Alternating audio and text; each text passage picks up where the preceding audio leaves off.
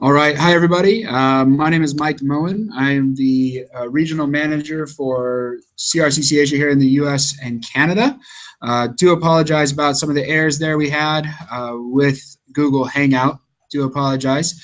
But we're glad you're here. We're back live. A few people will be joining in a minute, and this will also be available on our social media and YouTube pages later today.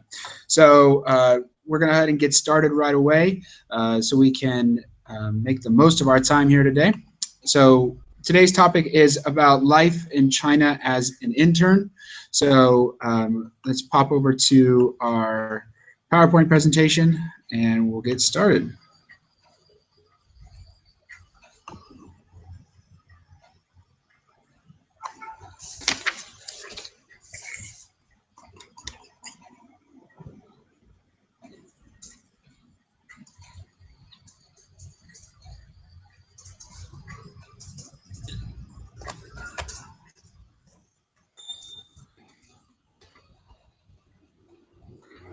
All right.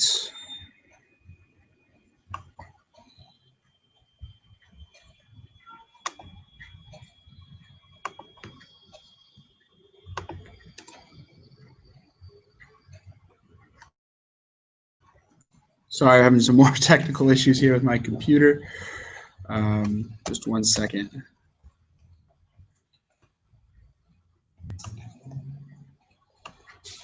Okay. So like I said, today's topic is about life in China as an intern, and we will be discussing a wide range of topics, everything from what it's like to intern in CRCC Asia to what it's like to what the benefits are of an internship, from arriving in China for airport pickup to typical working days, life outside of China, and then some additional resources. And then if you guys have any questions about the program, we can chat about that as well. So for what CRCC Asia is, as many of you are aware, but for those of you that are new to the program or new to the organization, we are a internship program that works mainly in mainland China. We guarantee internships in the sectors of your choice. Our only language requirement is English. We have an English-speaking supervisor. We do business visa processing and support, pre-departure assistance, airport pickup on arrival, hotel accommodations while you're in the program, induction course and cultural training. We also have a formal welcome banquets, 24-hour support and guidance, social events and business seminars, volunteer days, networking opportunities, and also access to our extensive alumni network. We're heading into our wrapping up our sixth year of operation, and I've had well over 4,000 alumni participate on the program year to date. So starting off the program is airport arrival and picking up and arriving in China. So our staff is there to welcome you. We'll have our banners out so you'll see us when you walk through the terminals, and you'll be immediately handed a welcome pack that will introduce you to your city and introduce you to what you can expect in the days to come. And then also all of our programs start on a Thursday. So all the interns arrive together. It's a really exciting time, and you get to meet each other, and then you're off to the hotel. Our accommodations in China are extremely high quality. We house our students in 2 to 3 bedroom modern apartments. And you can see on the upper right there, that is our Shenzhen apartment complex that we use. Shanghai in the bottom left, and then there's an example of the living room in Beijing. Each student gets their own bedroom. You have a shared kitchen and living room and bathroom. And then one of the greatest things about the program is we have offices worldwide, with 3 offices in Europe, 3 offices in North America, an office in Australia, and then also our 4 offices in China. So our program in itself is extremely international. It's more than likely that your fellow roommates or flatmates won't be coming from the same home country as yourself.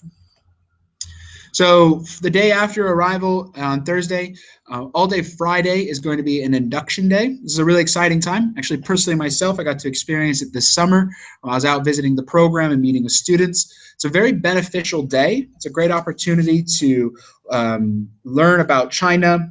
We go over the importance of Guanxi and Manxi in the program, which we'll talk about next.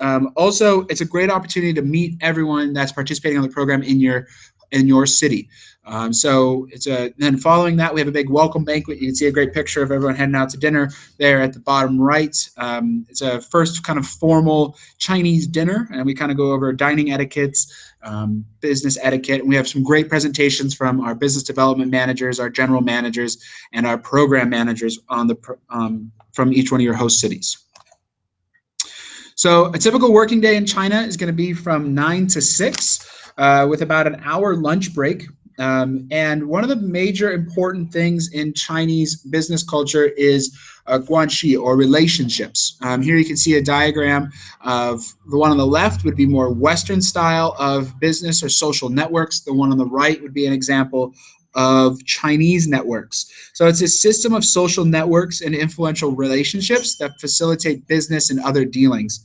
One of the big things that you can understand is that in China, you may never know where your next business opportunity may come from. So it's really important that you maintain relationships with whoever you meet, and you take the opportunity to meet and talk with everybody you run into. All of our staff here in CRCC Asia will run through hundreds of business cards each time we go to China and each time we attend a business development meeting or a networking opportunity. Now, the one on the left discusses how things generally work in the United States or in Western cultures, where you are kind of stick to strict relationship guidelines, where you may not branch out of your own professional network that often to conduct business. But in China, it's very different. You conduct business all around and look for new opportunities everywhere you possibly can. So the biggest thing you should know about guanxi is that it's essential to working in China. One of the things you see a lot is to do business, we must first be friends, versus it's not what you know, it's who you know. This is a big difference between Chinese and Western concepts. So Chinese concept would be to do business, we must first be friends. The Western concept is it's not who you know, it's what you know. And this is really falls back on the importance of having business cards constantly on you in China in the proper way to initiate that relationship, through the correct way of handing your business cards, to the respect you show people throughout your time in China. So it's really important that you focus on building your guanxi in China. This is important because it will allow you to have a higher level of trust and rapport with the Chinese colleagues, and also a long-lasting opportunity to do business in China. And it's pretty much proven that those who invest in building long-term relationships with the Chinese have a higher chance of success and are more positive about their position in the Chinese market. Contact is worth investing in. So you'll see a lot of times foreign businesses will come into China to try to sell their products or start up a company, and they'll fail completely because they don't focus on building those personal relationships, which is really important for Chinese business culture. So the next one we're going to talk about is making face, or the concept of respect in China. It's very important that this is something you understand. Once again, we have a great example of the difference between Western and Eastern society. The East meets West here from Yang Lu's book. On the left, you see an example of what it would be like in the Western societies, where if someone have a frown face or is sad, they are actually thinking that. However, in China, someone might be smiling, but at the same time might have some discontent towards you. This is a core component of Chinese society, and it should be something that is not underestimated. Although giving face is a big aspect of Chinese culture, it's who you give it to and how you might receive face is different depending on who you're and what situations you're in. For example, with your supervisors, or toasting at work, in dining and seating arrangements, and answering questions. Kind of a thing you'll see maybe when you go out to dinner with your coworkers is toasting, or ganbei. If you are toasting your supervisor, you should toast your glass slightly lower than theirs. And that's something that you'll see happen a lot. However, your supervisor then might want to toast lower than you to show respect. And there are some funny stories of Chinese businessmen getting down on the floor and toasting to try to be lower than the other to show respect. So there are a lot of different communication differences in China as compared to the Western cultures. it's very often that Chinese will never refuse a request, no matter how difficult or non-profitable it may appear. This falls back on not wanting to lose face and building their guanxi. It's a tendency to say yes to questions so that they don't lose their face. And once again, we've got another great example from Lou's book. In Western culture and business, someone will say, nope, we're not doing business, and it's a direct line or a direct answer. However, in Chinese business culture, you can see there you might go through a lot of twists and turns to get the same answer, but through that process, you're not going to lose face or lose a connection. The biggest thing is to not get frustrated by a more lengthy conversation that might turn out to be a refusal in disguise. So this is something that a lot of Westerner and foreign business men and women have an issue with because they're used to just direct answers and not used to the Chinese way of wanting to kind of get around the answer. So now focusing a little bit more on supervisors and host company relationships. Just like any culture and anywhere in the world, first impressions really count, especially in the business world. Your first week might be a little bit slow, but it's your chance to have regular meetings with your supervisor, to not be afraid to ask questions.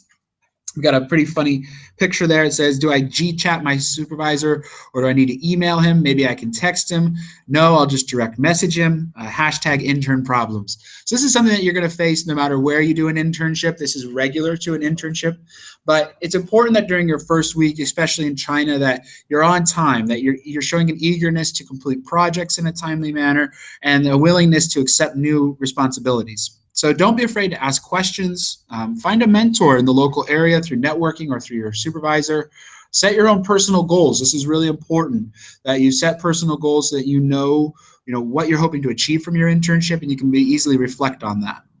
At all times, conduct yourself in a professional manner. And remember that you're the intern. A lot of students sometimes can forget about this because it is an international internship. You are there to help support the company, help the company grow and develop, and also provide your input, but you're also there to mainly as support and learning as well. So just remember your role in the company. Once again, reflecting on that attitude and enthusiasm, it's really important to always have an upbeat attitude and strong enthusiasm. Once again, that kind of reflecting on the Chinese concept of face, and take initiative. If you're noticing that things are a little bit slow at work or you'd like more responsibility, don't be afraid to take initiative and mention an activity or a project that you'd be interested in taking on. So I always tell students when we're chatting with them about the program that we are an internship program. Let's break down those two words. Internship, so as we just discussed, we place you into professional companies. Well over 500 companies we work with, CRCC Asia, and we work to build your professional skill sets. The other half of that statement is program. So we offer a wide range of services, activities, events, and outside of work CRCC Asia events. So one of the ones that are pretty popular that we've been doing for the past few years is our business events. It's usually the first or second week of the month, and we bring in expert speakers who have knowledge of a particular field in China. This will come from finance, hospitality, engineering, wide range, and logistics, for example, as well. And they'll present on their successes and failures of doing business in China, and it usually precedes with like a networking event or an opportunity to interact with this special speaker. Other external events include chambers of commerce networking events, seminars, lectures. Also, there's a monthly lecture with different founders from the Beijing International Society in Beijing. We do our best to make sure that even if you're going for 1 month, you're able to make the most of your time in China. And we really recommend that you do go to as many events as possible. Another activity that's always fun is our cultural events. These are usually the first or second week after arrival. They're usually in the evening. Some of the most popular activities we've done in the past are acrobat shows, Tai Chi, maybe making some noodles or dumplings like you see this young lady in the photo here doing, or attending dinner and a performance at a Mongolian restaurant. I got the opportunity to do that in Shanghai this past summer, and it was quite the experience. Or last but not least, we also have taken students to see some Kung Fu shows and learn some Kung Fu as well. So one of the big parts of being working at CRCC Asia is our social responsibility, and we bring that through our program as well. We have a monthly volunteer activity, working at community centers for the disabled, maybe the Center for the Blind, or Roundabout Charity. Students being able to donate their goods, or as you can see, these students, interns blind in Beijing, putting themselves for a day in the footsteps of the people that are being served through the organizations. So it's a really great opportunity to kind of see that other side of China, to give back to the community, and to really experience something unique that you'll never get to experience before. Of course, you can't go to China without doing KTV or karaoke. One of the nice things about karaoke in China is it's a little bit more of a intimate sort of surrounding. You're not sitting out in front of a big crowd of strangers. It's generally in a private room. You can bring in your own snacks and food and drinks, and it's a really fun time to, as you say here, to impress your fellow interns, showcasing your voice skills. It's always a highlight of the month, and that does occur once a month. Obviously, also one of the benefits of working and living the expat life is that you are able to explore some absolutely amazing cities. Here in the upper right, you see a great photo of the Pudong skyline in Shanghai. And one of the things that we'll do is kind of get you in touch with the local expat community. There's a lot of great magazines and websites out there. We actually also have internships with some of these organizations, so you might even have a more inside clue to some of the activities happening in your city. So there's a lot of event calendars, shopping and dining experiences, sporting and fitness activities, bars and nightlife, and also music and entertainment. But I think the biggest thing is that as an intern, you need to it's important that you look after yourself and you don't get burned out. It's exciting to, and it's easy to in China to have the day-to-day, go to work, get after work, go out to dinner with coworkers, go to KTV on the weekends, run to different activities. But you also need to make sure you're taking care of yourself and make sure you do get some sleep so you're ready and well rested for work every day. And obviously, while living in the accommodations, you're going to have the opportunity to also, get to know some other cultures and some of your fellow interns as well. So on the weekends, touching more on opportunities to get out, you can discover China. Getting around China is pretty easy. With some advanced planning, we'll be able to help you out with that. Our staff work and live in China 24 hours a day, 7 days a week, all throughout the year. So they are great experts on fun activities to do locally and around the country. China has a very extensive high-speed rail system and overnight train system. For example, it's about a 5-hour train ride by high-speed rail from Beijing to Shanghai, about 119 miles distance between them, but it only takes 5 hours. So you could, pop on a high-speed after work on a Friday, be back to work on time on Monday. We also encourage you taking day trips to local cities. Some popular weekend activities. For example, one of our own coworkers here in San Francisco, she'll be headed to China in December. She's pretty excited for the Harpin Ice and Snow Sculpture Festival.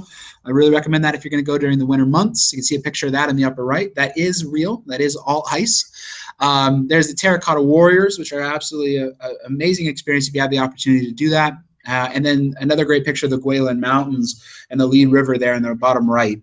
There is endless sightseeing in China. I think one of the most amazing things about China is that there really isn't the ABCs of China like you see in Europe. For those of you that don't know what that is, it's another bloody cathedral like you see in Europe. You have to run to, go see this site, go do that. And if you don't, you feel like you missed out on something in Europe. Whereas in China, you really can make up your own plans and discover some really unique, amazing, off the beaten path things to do. And we really encourage you guys to do that as well. Now, if you want to take advantage of really seeing most of China, we would really recommend you participate on what's called the Dragon Trip. This is an absolutely amazing organization. I got to spend a weekend with them hiking and camping on the Great Wall of China this summer, and I would recommend it to anybody that has the opportunity to do the program. It's a 20-day circle tour of China. And it's a great opportunity for those that speak no Mandarin and are on a tight budget and up for a great time. It's a great route. You can see here that it starts for us in Beijing, Shanghai, and Shenzhen. They're all 20-day trips, and they all follow this route. It's close to a 3,000-plus mile journey through China, and you have all the unmissable sights and opportunities. Some of the great highlights is Chairman Mao's Summer Palace, swimming in a crystal blue lagoon, sipping champagne on a skyscraper's roof, and a jacuzzi in Shanghai. Absolutely phenomenal. I'd really recommend it. Bamboo rafts down the Yangshu River, seeing pandas in Chengdu, the Terracotta Warriors, Kung Fu lessons with the Shaolin monks in China, and then also the opportunity that I got to do is waking up to the sunrise on the Great Wall, probably something that I will never have the opportunity to do again in the future, but something I will cherish for the rest of my life. And then, of course, sampling Asian delicacies throughout. China is unique for its amazing cuisine and unique diversity of cuisine. And since you would be traveling all throughout China, you can have a chance to sample some of that great food. So to learn some more about the program, we do have some amazing resources on our website. Since we've been in operation for so long, we do have over 400 blog entries from over 116 interns on our website. You can head over to the resource tabs, click blogs, and you can search by sector, by university, by region, and by location. So you can find someone that's doing maybe a program that you're interested in and see what their experience was like. You can read firsthand about their experiences, and you can browse the internships, like I said, by seeing if someone from your own university has gone. Also, we have a wealth of testimonials. We have over 250 short testimonials on our website from a variety of program participants. And once again, you can sort those by sector, by university, by region, and by type of program. So we really recommend you do that. You can also check out Go Abroad or GoOverseas.com as well. They have some great reviews of the program you can list as well.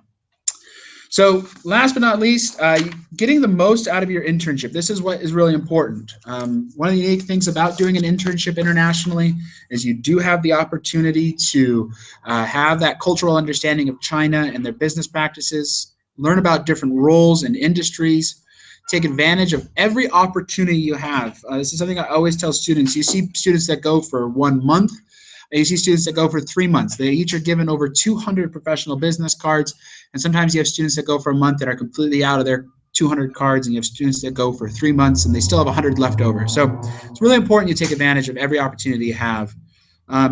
It's really important that you develop those professional skills for your future career, and also through this experience, you'll definitely become a more global citizen. As China rises in power economically throughout the world, it's important that you have that experience and background in such a booming economy and an understanding of how business is conducted. And that really reflects back on, expanding your social and professional networks. And most of all, it's important that you have fun and you just enjoy yourself and soak in every day of this experience. This is a unique opportunity that you'll be able to participate on, and it's something that you'll take with you for the rest of your life. So now we'll go ahead and open it up to some questions. There's also a great web video on our YouTube page about students arriving in Shanghai, which we recommend you check out. But let's pop back over to the main page here. And if you have any questions, please feel free to go ahead and type them in the chat box here. We do have the opportunity to answer a few. And while we're doing that, I can also talk a little bit more about the program. So yeah, if you have any questions, please go ahead and hand them over here to the chat on the side of the box. Oh, and I just found out, I do apologize, that the PowerPoint wasn't working. So tell them that we will be, but it's okay to ask questions. We'll get that on the chat here on the side. Not sure why that PowerPoint wasn't working, but we'll get that up on the website for you guys to have maybe at a later date.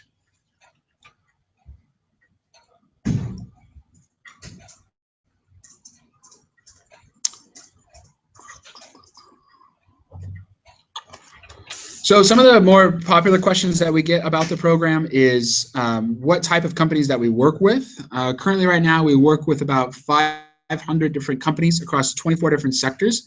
These range in size from small startups to large corporations. Also, they have the opportunity for students to be involved in different research assignments and opportunities to focus on different markets outside of China as well as in China. So the opportunities that we have are pretty vast in chance for students to gain the most professional experience. Also, right now, just to let you guys know, we are running our scholarship here in the United States and Canada, and also in South America. So we are handing out 100% 1-month scholarship available to students. We also have two 50% scholarships and 3 25% scholarships. You're encouraged to apply online, crccasia.com, and click on the funding section. The application is open until the 23rd, so please feel free to hop online and apply for that. And once again, if you do have any questions, please feel free to add them to the chat box.